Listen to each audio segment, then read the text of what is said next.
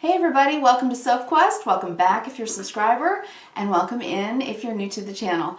So I wanted to let you know the reading you're about to hear is going to span the time of about 2 weeks from the energy of that full moon we just had on Friday, the 19th of November, that was in Taurus, and the new moon that we're going to be having on December 4th in Sagittarius. So we're moving from the last week of Scorpio season last week to fire into Sagittarius season for the next 4 weeks.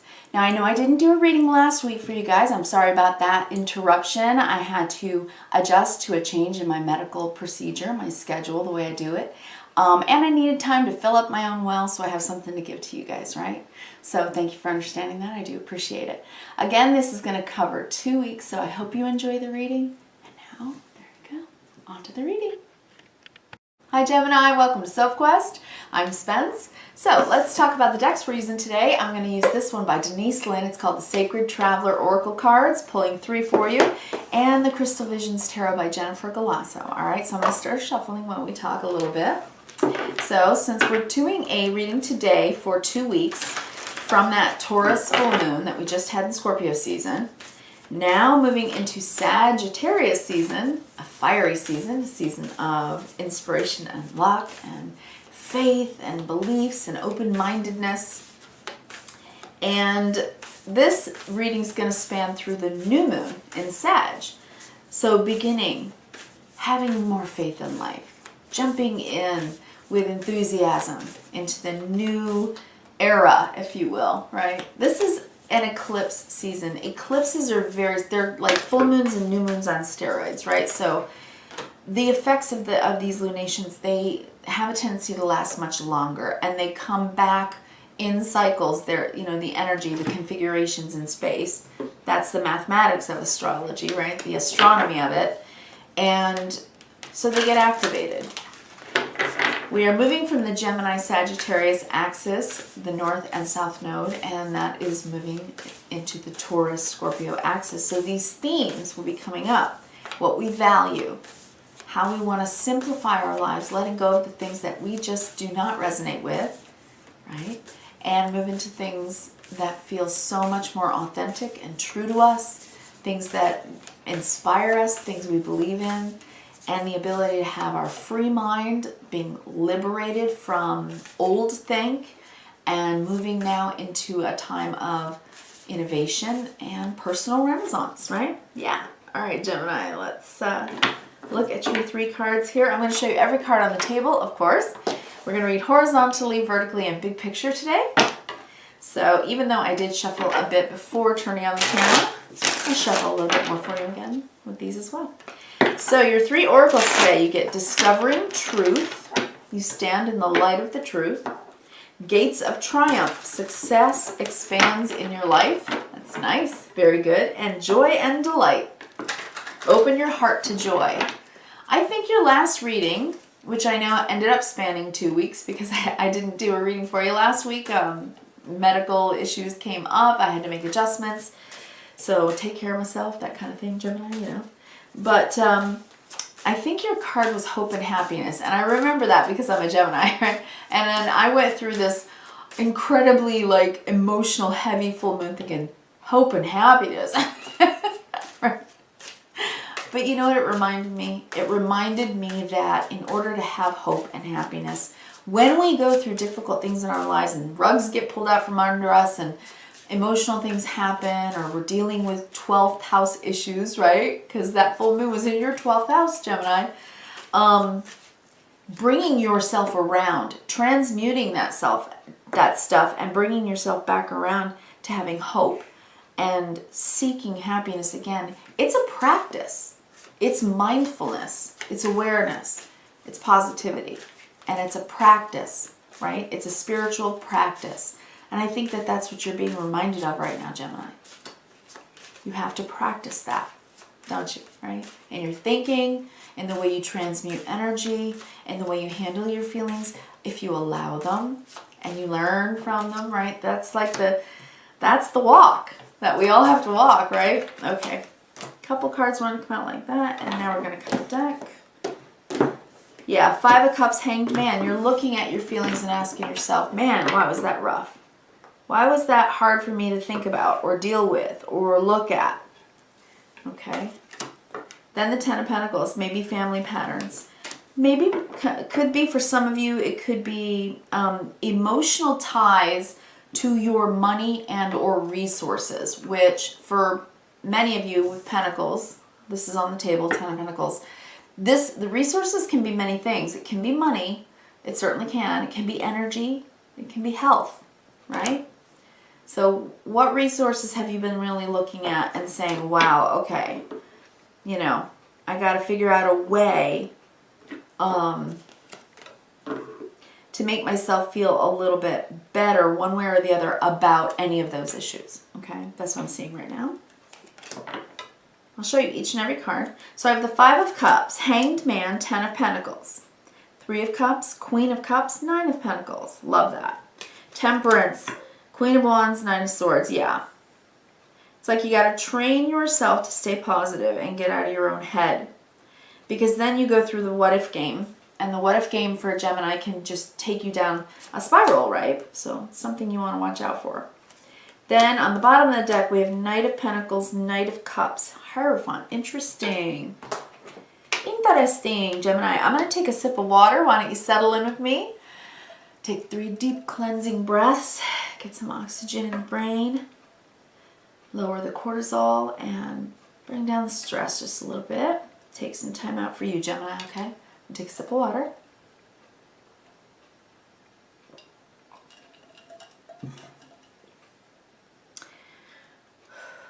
Take a look at this.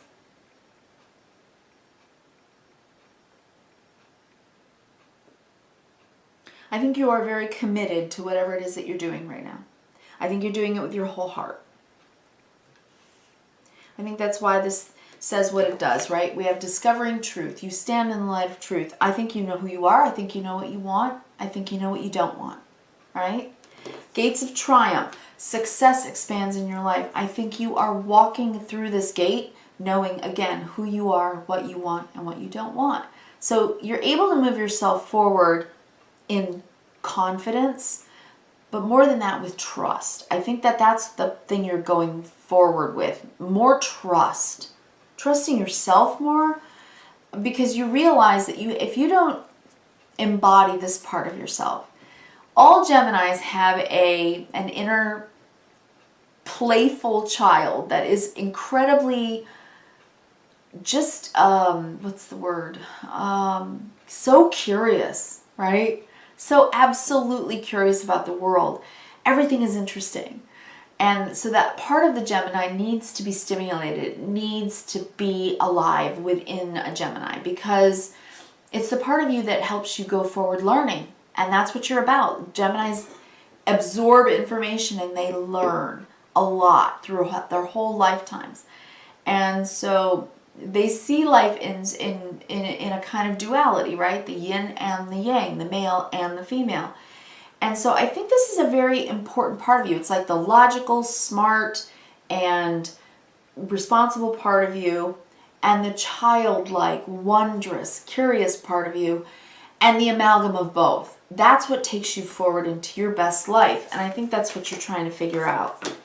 All of us are going through what I call a personal renaissance. All of us right now. With everything that's going on with Uranus and Saturn, all the squares, and with the Pluto action, we're being empowered to make pretty big changes, transformative personal changes, while the world is going through transformative, changes on the macro level. So it's requiring us to adjust, isn't it? Right? Necessity is always the mother of invention. You understand this, Gemini. On the bottom of the deck today, internally, subconsciously, I see that you're working every single day in your life with your heart. It's like you've got to move forward with your heart open. Now, if you have not been, you know somewhere deep down inside of you that that's the only thing that works for you. A Gemini is ruled by Mercury, and people look at them and usually think, wow, right? Someone who is in their head, always. So, they can act really flighty at times, but they're also really smart and they learn a lot. But they're very much in their head, right? So they're either really imaginative and creative, or really, really logical and organized in that kind of way, depending on the other aspects of your astrology. But I think you work best when you meld the heart and the mind together in a way that is creative and logical. And that is something that you put into practice.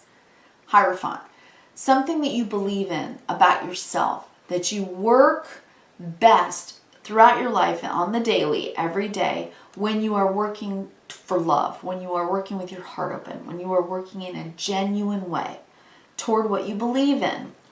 Geminis very often need to go on this kind of life crusade in a way, right? They all have a bit of a purpose. All air signs really, and we're talking Gemini, Libra, and Aquarius, all air signs have the tendency to have a kind of personal mission in their lives because they're air signs, right? They just get the downloads. The idea is, I have to take this information forward. It's important, right? So that's sort of in the cellular DNA of all air signs.